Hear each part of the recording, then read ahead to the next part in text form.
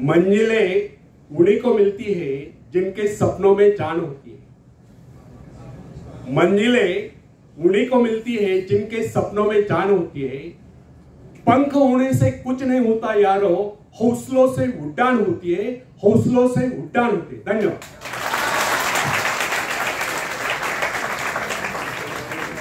तो फ्रेंड्स, जिस समय जेन एडम्स ने कॉलेज छोड़ा था, उस समय उसके सम्मुख एक उद्देश्य था। उसके विषय में डॉक्टर ने कह दिया था कि उसका स्वास्थ्य इतना गिर गया है कि वो अब अधिक समय तक जीवित नहीं रह सकती। यहां तक कि उन्होंने उसके जीवन की अवधि अधिक 6 मास की निर्धारित भी कर दी थी। जैन ने कहा ठीक है, 6 मास है, इन 6 मास में कम से कम वह काम तो मैं कर ही लूं जो मैं मानवता के लिए करना चाहती हूं। उसके अपने जीवन का उद्देश्य एक आश्रम की स्थापना का था।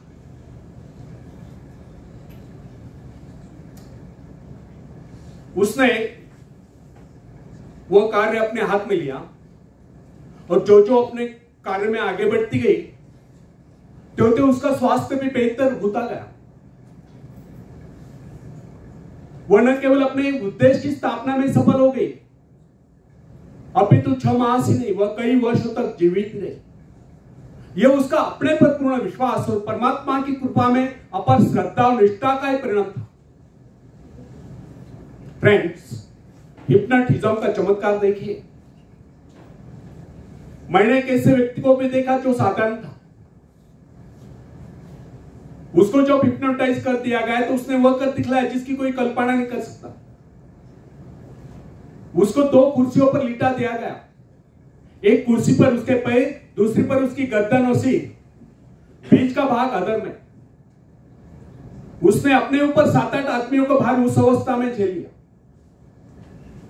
अब आप ही बताएं कि उसमें यह अतिरिक्त बल कहां से आ गया था। यह केवल उस व्यक्ति का करिश्मा था जिसने उसको हिप्नोटाइज करके उसमें यह विश्वास जगा दिया था कि वह ऐसा कर सकता है। यदि उसमें यह विश्वास न भर दिया गया होता तो वो अपने ऊपर एक आदमी को भी नहीं बैठा पाता। फ्रेंड्स, यदि मनुष्य में आत्मविश्वास नहीं है तो वो प्रगति के पथ पर एक पग भी नहीं बढ़ा सकता। मनुष्य की सफलता उसके आत्मविश्वास के आगे नहीं जा सकती। सफलता केवल आत्मविश्वास का अनुकरण करने वाली चीज है। मनुष्य के संकुचित विचार उसकी असीम शक्ति को सीमित कर देते हैं। जो मनुष्य में आत्मविश्वास की वृद्धि होती जाती है, तो उसकी कार्य शक्ति बढ़ती जाती है। मनुष्य की इस शक्ति का माप उसके विस्तार से किया जाता है जिसके माध्यम से अपने सृष्टा से जुड़ा होता है। यदि उसने अपने आत्मविश्वास का विस्तार छोटा कर लिया तो उसमें शक्ति भी थोड़े समय के लिए आएगी। फ्रेंड्स, अब्राहम लिंकन के विषय में कोई किसी प्रकार का अनुमान नहीं लगा सकता था। वह दिखने में बहुत ही सामान्य सा व्यक्ति था, किंतु जो ही अमेरिका में पहले पल उत्तर दिशा से गृह युद्ध की सनसनाहट आरंभ हुई और राष्ट्रपति पद के निर्वाचन का समय निकट आता गया, अचानक लिंकन के मन में भाव उठा, क्यों न वह इस बार अपने सारे राष्ट्र का भार अपने कंधों पर। बस फिर क्या था, विचार आते उसने निश्चय किया, उसका आत्मविश्वास जागा, वह राष्ट्रपति पद के निर्वाचन के लिए प्रत्याशी बन गया। उसने उन लोगों से कहा जो किसी उपयुक्त व्यक्ति की तलाश कर रहे थे, आप मेरे नाम का समर्थन क्यों न करते। उसने कहा कि उसके अंतःकरण में प्रेरणा हुई है कि उसको देश का कार्य करना चाहिए, इसलिए वो खड़ा हो गया। उसने उस समय के राजनीतिविदों को बता दिया कि इस विपत्ति की परिस्थिति में वो देश की भागदौड़ संभालेगा, उसमें यह योग्यता है। उसने अपना आत्मविश्वास प्रकट करते हुए कहा कि इस निर्वाचन में वह अवश्य विजय होगा। उसका यह करना आत्मश्लाघा नहीं समझना चाहिए, अभी तो इसे उसका आत्मविश्वास ही करना होगा। उसका यह आत्मविश्वास सत्य सिद्ध हुआ और लिंकन राष्ट्रपति पद के निर्वाचन में विजयी घोषित किए गए। और दुनिया जानती है लिंकन एक सफल राष्ट्रपति हुए। फ्रेंड्स, जो व्यक्ति अपने भाग्य का निर्माता है, जो आत्मविश्वासी होता है, उसके प्रति सभी श्रद्धा और सम्मान की भावना रखते हैं। इस प्रकार के व्यक्ति की सभी सहायता करते हैं, जिसके विषय में लोगों को यह विश्वास हो जाता है कि वह किसी विशेष कार्य के लिए नियुक्त है। ऐसा व्यक्ति जहां भी जाता है सम्मान पाता है, सब उसकी ओर हसरत भरी नजर से देखते हैं।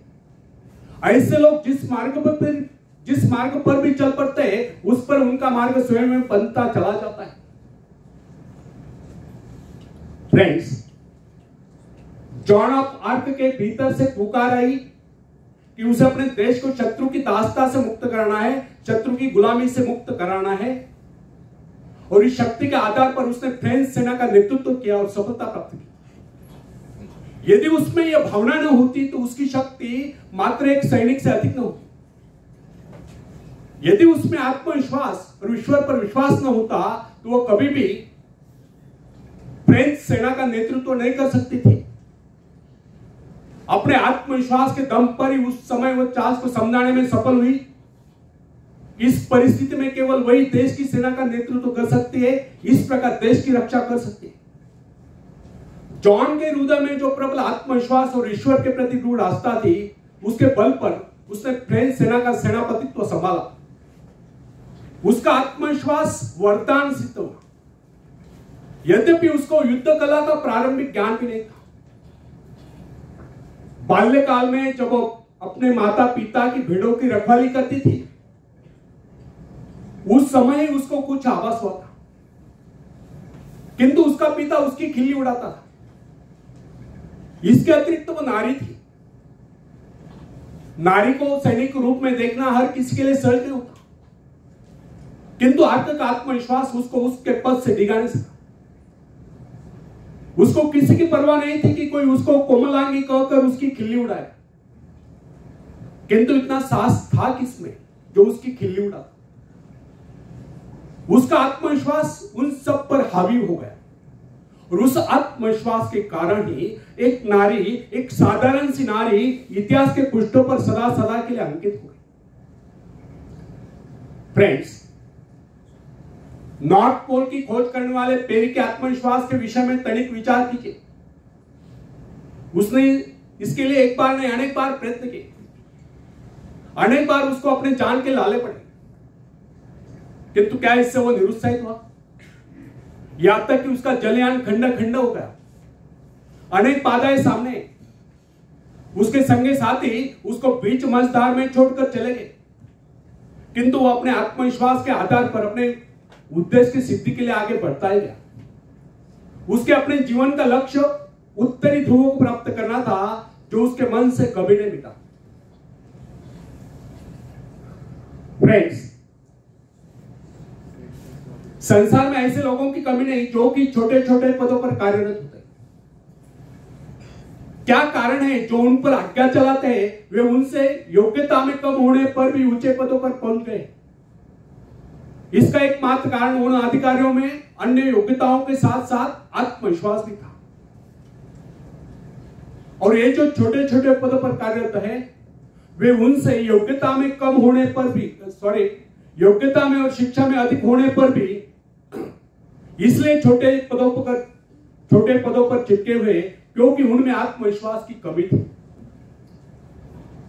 मेरा एक परिचित जो कि अन्य अधिकारियों की अपेक्षा कम आयु का था, उसको अस्थायी रूप से एक उच्च पद प्राप्त हुआ। उसको अपेक्षा तक नहीं थी, किंतु यह उसका आत्मविश्वास ही था कि उसने उस पद की गरिमा को इस प्रकार निभाया कि लोग आश्चर्यचकित रह गए।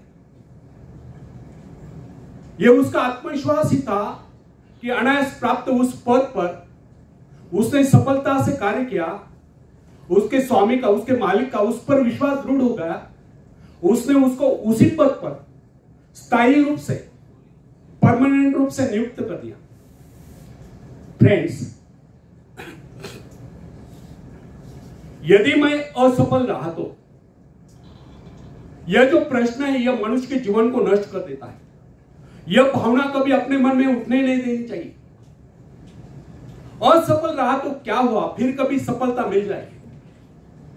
किंतु आरंभ से यह सोचकर हताश हो जाना उस परमात्मा के प्रति अविश्वास है जिसने आपको उस कार्य की प्रेरणा दी। जब मनुष्य अपने आत्मविश्वास पर संदेह करने लगता है तो निश्चय जानिए यदि वह सफल भी होता हो तो भी सफल नहीं होगा, और यदि उसमें आत्मविश्वास है तो फिर वह कभी असफल हो ही नहीं सकता। अपने आत्मविश्वास के दम पर वह कोई रास्ता निकाल लेगा जो उसको सफलता के शिखर पर पहुंचा देगा। फ्रेंड्स, अपना मूल्यांकन आप करें। लोग आपके विषय में क्या कहते हैं यह महत्वपूर्ण नहीं है। महत्वपूर्ण यह है कि आप अपने विषय में क्या सोचते हैं। यदि आप में आत्मविश्वास नहीं है तो लोग कुछ भी कहे आप सफलता के निकट नहीं पहुंच सकते, और अगर यदि आप में आत्मविश्वास है तो फिर लोग कुछ भी कहे आपको सफल होने से कोई रोक नहीं सकता। बेंजामिन डिज़रायली जो कि साधारण सा व्यक्ति था, इंग्लैंड का प्रधानमंत्री बनने में सफल हो गया। उसमें क्या विशेषता थी?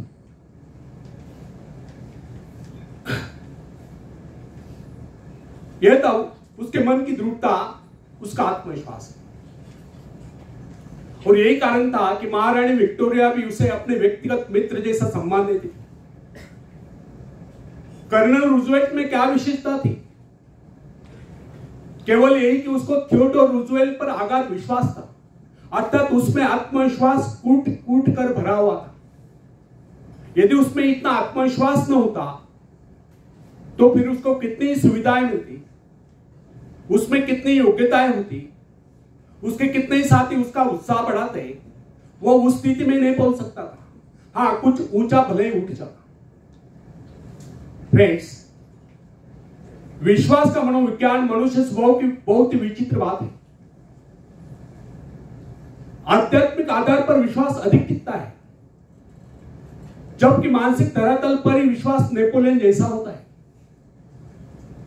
अन्य सभी नाड़ियां तो उसके सैनिकों के समान होती है, और जब वे सैनिक अपने नेता पर, अपने सेनापति पर विश्वास करने लगते हैं तो उनकी शक्ति स्वयं में दुगुनी चौगुनी बढ़ती जाती है।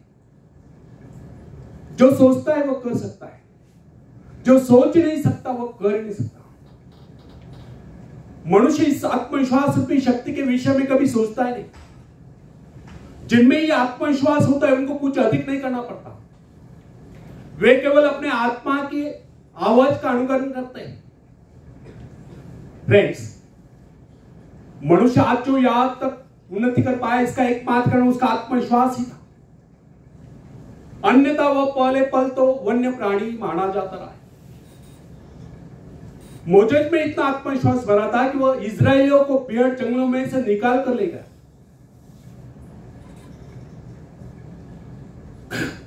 फ्रेंड्स, यदि आप डरते हैं तो इसका अभिप्राय यह है कि आप में आत्मविश्वास नहीं। आप ईश्वर की संतान हो, उसे आपका दुर्बल जीवन स्वीकार नहीं, वो आपको दुर्बल देखना ही नहीं चाहता। मनुष्य को यह अभ्यास कर लेना चाहिए कि वो अपना दिन का आरंभ और अंत स्वयं में और परमात्मा में विश्वास जागृत करके करें। यदि आप में पूर्ण आत्मविश्वास है तो इसके विपरीत विचार आपको पथभ्रष्ट कर नहीं सकते। जब मनुष्य स्वयं को प्रभु का अंश स्वीकार कर लेता है तो फिर उसको किसी बात का भय या चिंता नहीं रहती। उसका आत्मविश्वास जाग उठता है, और आत्मविश्वास के कारण ही हमें सफलताएं मिलती है, और सफलताएं हमारे जीवन में खुशियां भर देती है। तब खुशियां हमें कहे और मुस्कुराहटे प्रदान करती है। तब हंसते हंसते इस जीवन को गुजार लेते हैं। धन्यवाद। आखिर में एक शेर मैं सुनाता हूं।